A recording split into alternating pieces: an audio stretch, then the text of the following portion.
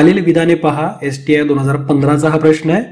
महाराष्ट्रामध्ये मराठी, हिंदी व उर्दू भाषा बोलणाऱ्या लोकांच्या टक्केवारीत क्रमांक प्रथम, द्वितीय आणि तृतीय आहेत. तर हो, हे करेक्ट विधान आहे. मराठी पॉप्युलेशन सगळ्यात जास्त आहे, त्यानंतर हिंदी दुसऱ्याला आणि तिसऱ्याला उर्दू. तसेच गुजराती, तेलुगू, कन्नड आणि सिंधी तर भाषा बोलणाऱ्या लोकांची एकूण टक्केवारी म्हणजे गुजराती बोलणाऱ्यांची अधिक तेलुगू बोलणाऱ्यांची अधिक कन्नड बोलणाऱ्यांची आणि अधिक सिंधी बोलणाऱ्यांची, तर यांची सगळ्यांची टोटल ही उर्दू भाषा बोलणाऱ्या लोकांच्या 2% कमी आहे. म्हणजे एक्झाम्पल याचं देऊन सांगतो मी. पहिल्यांदा गुजराती समजा एक जण गुजराती बोलतोय, 2 जण तेलुगू बोलतायत, 2 जण कन्नड बोलतायत, सिंधी 2 जण बोलतायत. म्हणजे फॉर एक्झाम्पल 1+2+2+2 म्हणजे 7 जण एकूण टोटल गुजराती, तेलुगू, कन्नड आणि सिंधी भाषा बोलणारे आहेत. यापेक्षा जास्त उर्दू भाषा बोलणारे आहेत असे या पर्यायामध्ये दिलंय. एकूण उर्दू भाषा बोलणारे 9 जण असतील.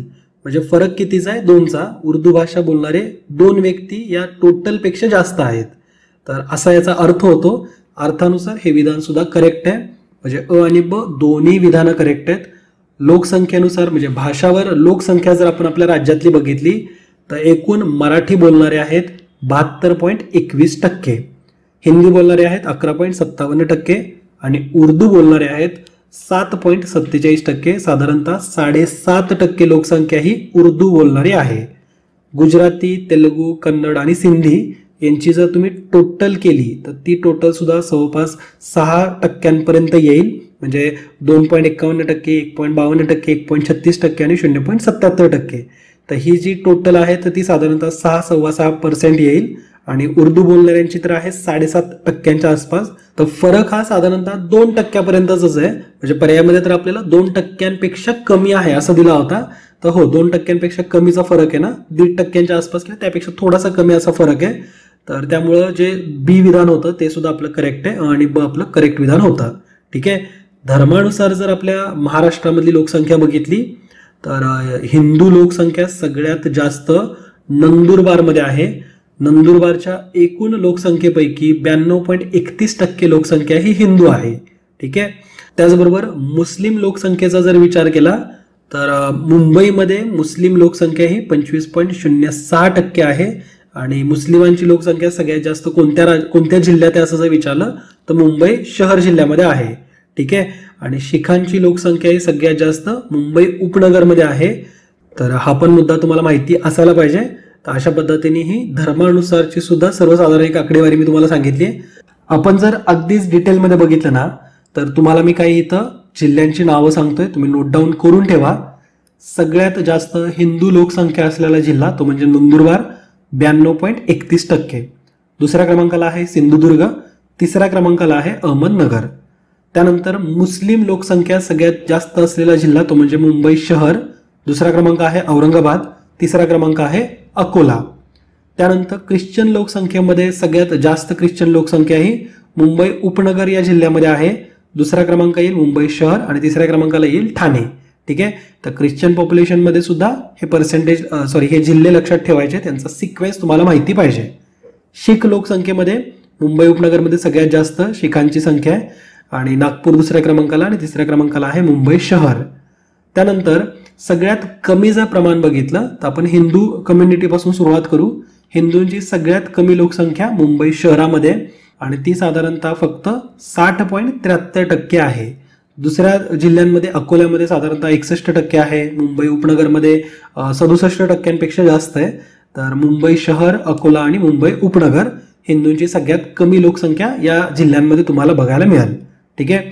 मुस्लिम लोकसंख्या गडचिरोलीमध्ये सगळ्यात कमी आहे, त्या खालोखाल गोंदिया आणि भंडारा. तर हे बॉटम 3 आहेत मुस्लिमांसाठीचे. त्यानंतर ख्रिश्चन लोकसंख्या ही उस्मानाबादमध्ये जवळपास 0च्याच आसपास आहे, म्हणजे 0.06% आहे. त्यानंतर बीड आणि हिंगोली. आणि शिखांची लोकसंख्या सर्वात कमी रत्नागिरीमध्ये आहे, ही सुद्धा 0च्या आसपासच आहे पण 0.01% आहे. आणि उस्मानाबादमध्ये 0.02%, सिंधुदुर्गमध्ये 0.03% आहे. ठीक आहे. तुम्हाला ना मी काही महत्वाची आकडेवारी सांगणार आहे, तुम्ही नोट डाऊन करून ठेवा. पहिल्यांदा धर्मानुसारची धर्मनिहाय लोकसंख्या ही हा पॉईंट तुम्हाला माहिती असायला पाहिजे. याच्यामध्ये आपण काही धर्म बघू आणि त्या धर्माचं देशामध्ये एकूण लोकसंख्येमध्ये प्रमाण किती आहे.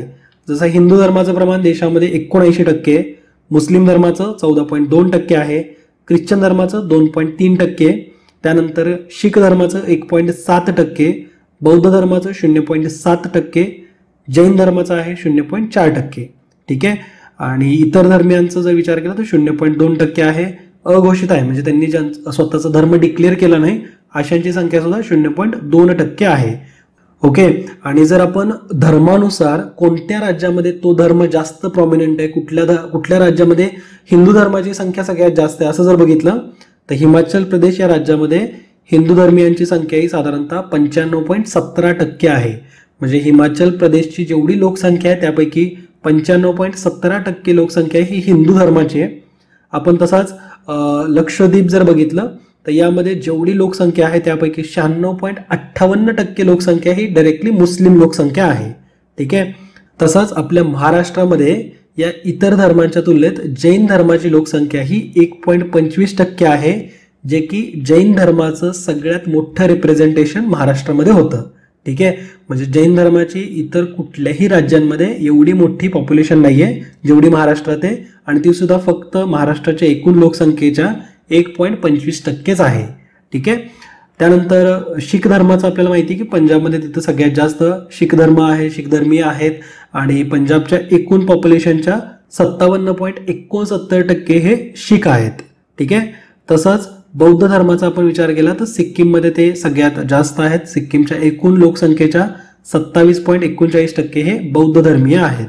आपण थोडासा ना महाराष्ट्राच्या संदर्भातला काही महत्त्वाचे आकडे आहेत जे व्यवस्थितपणे लक्षात ठेवणं गरजेचं आहे. जसं की महाराष्ट्रामध्ये हिंदू पॉप्युलेशन जे आहे तर त्यामध्ये साक्षरता प्रमाण हे 81.8% आहे, आणि त्यामध्ये लिंग गुणोत्तर प्रमाण हे 928 आहे. ठीक आहे. मी पुन्हा एकदा सांगतो, आपल्याला 3 कॉलम करायचे आहेत. एका बाजूला धर्म, एका बाजूला साक्षरता, आणि त्या बाजूला त्यांच्यामध्ये असलेलं लिंग गुणोत्तर प्रमाण.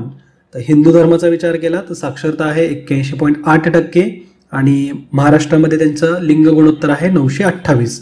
मुस्लिम धर्मियांचा एकूण साक्षरता प्रमाण आहे 83.6%, आणि स्त्री पुरुष जे प्रमाण आहे किंवा लिंग गुणोत्तर प्रमाण जे आहे तर ते आहे 911.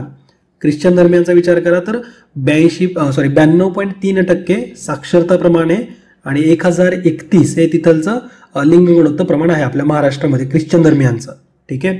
त्यानंतर शीख धर्मियांचा विचार केला तर 90.9% हे साक्षर आहेत, आणि 891 हे लिंग गुणोत्तर प्रमाण आहे. ठीक आहे.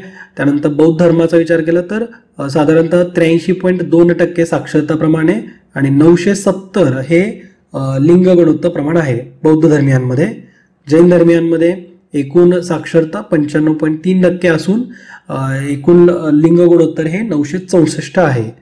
तर अशी काही आकडेवारी तुम्हाला धर्मनिहाय लोकसंख्येबद्दलची माहिती असायला पाहिजे. पुढच्या क्वेश्चनकडे आता आपण येऊ.